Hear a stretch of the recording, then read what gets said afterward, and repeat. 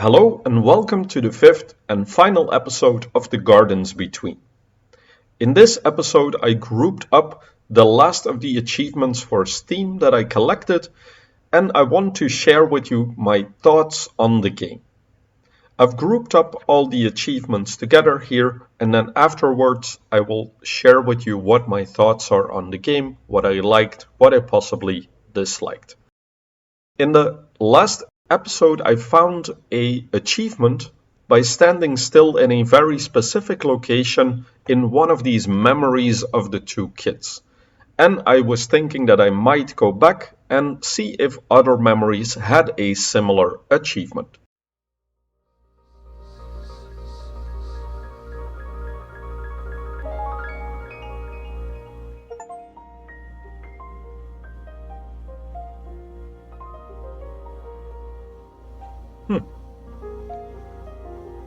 Okay.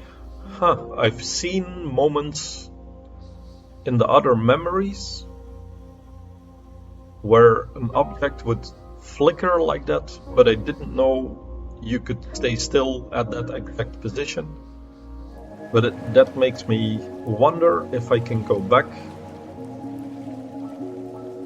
to the memories.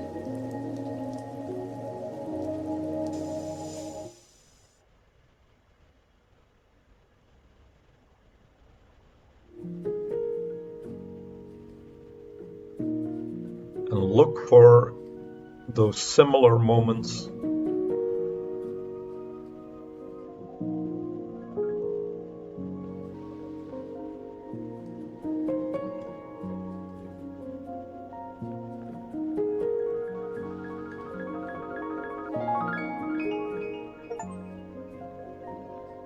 An expedition goes down the drain, a garden friend gums up the pipes.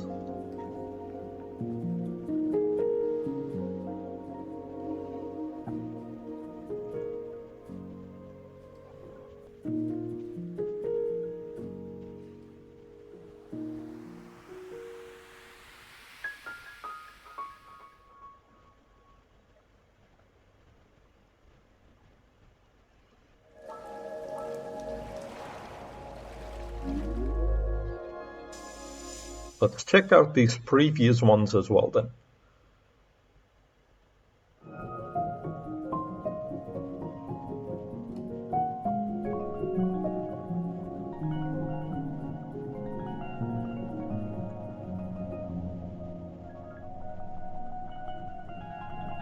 I see an egg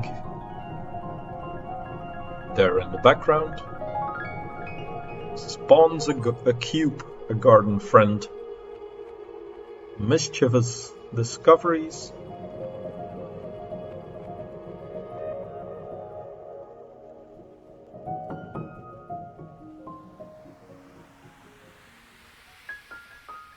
Oh, I saw these achievements and I thought they were gonna be special versions of playing through the levels, but apparently it's easier than that. It's just in the memories that things are hidden.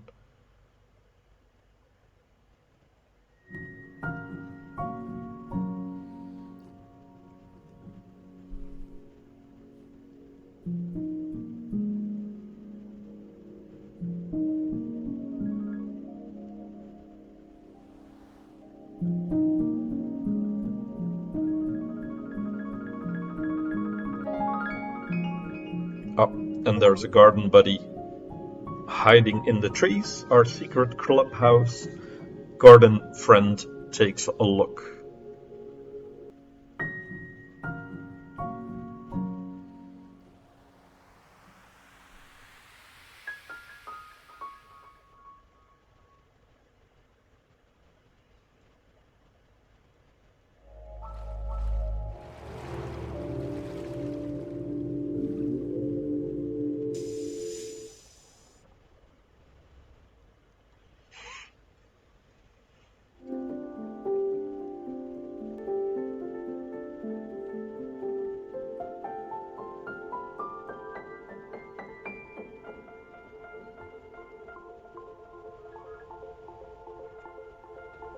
Okay, I see the TV.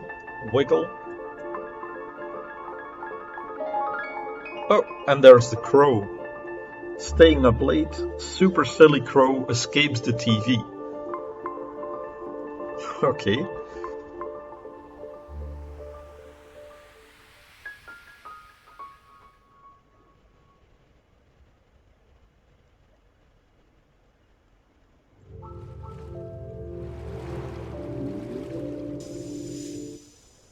And then there's probably also one here. The very first memory.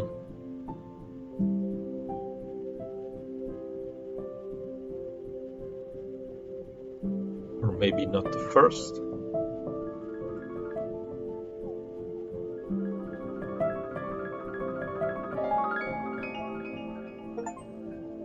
New friends. A garden friend is hiding in the esky. That's the cooler, I think. I had to look that up when I saw the word in the achievements.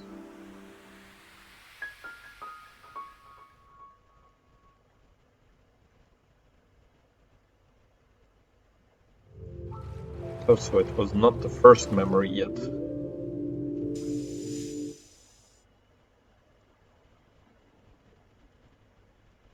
Yeah, the first was moving in.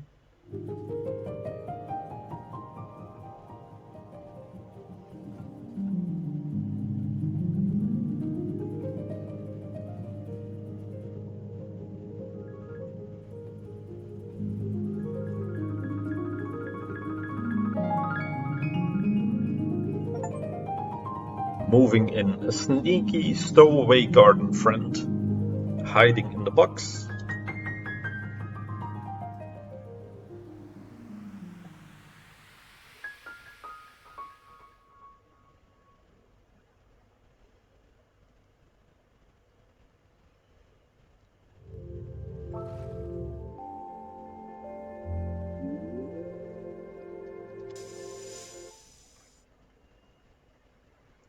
I'm going into the memory where the two kids are under a blanket fort playing video games and the girl is throwing popcorn at the boy. And there is an achievement apparently. It has to do with throwing popcorn multiple times.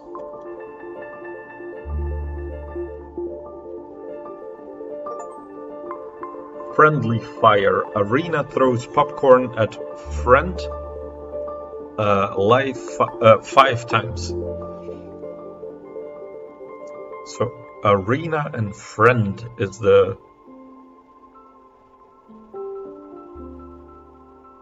name of the boy. Friend. That's not subtle.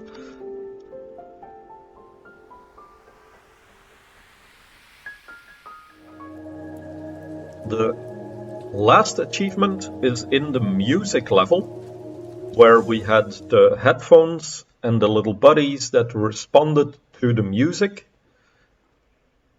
And there was one point that I was wondering about.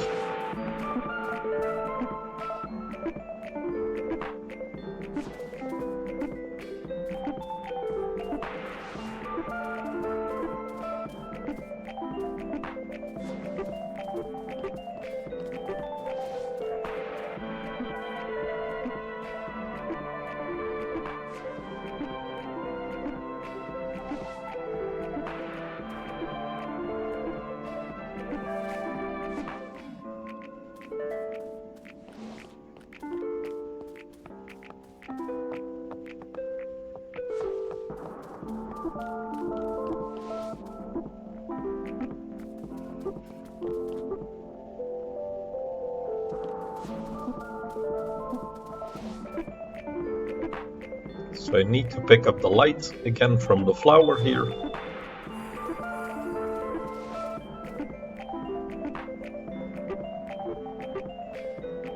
Then we wait so that friend can pass.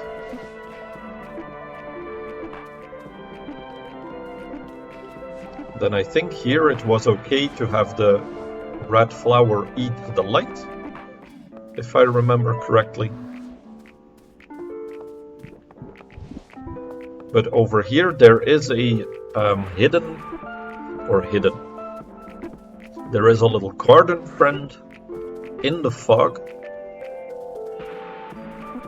that we can, I think, release somehow.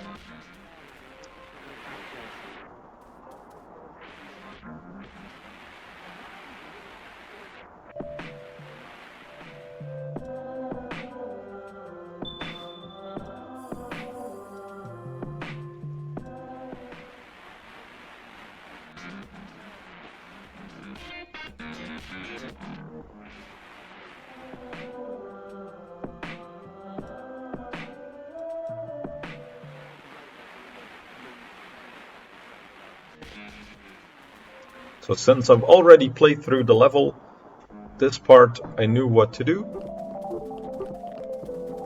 But now we can go back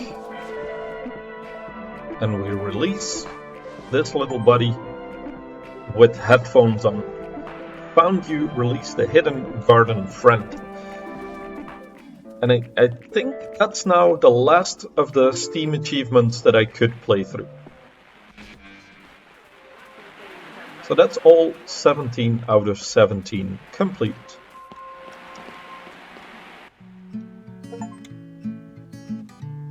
Friends apart, memories remain, the garden's complete.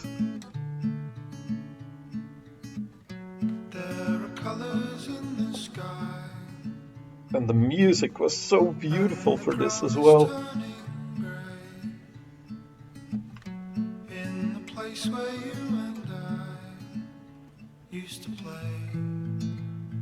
Okay. So what did I think of the game? First of all, art direction, perfect.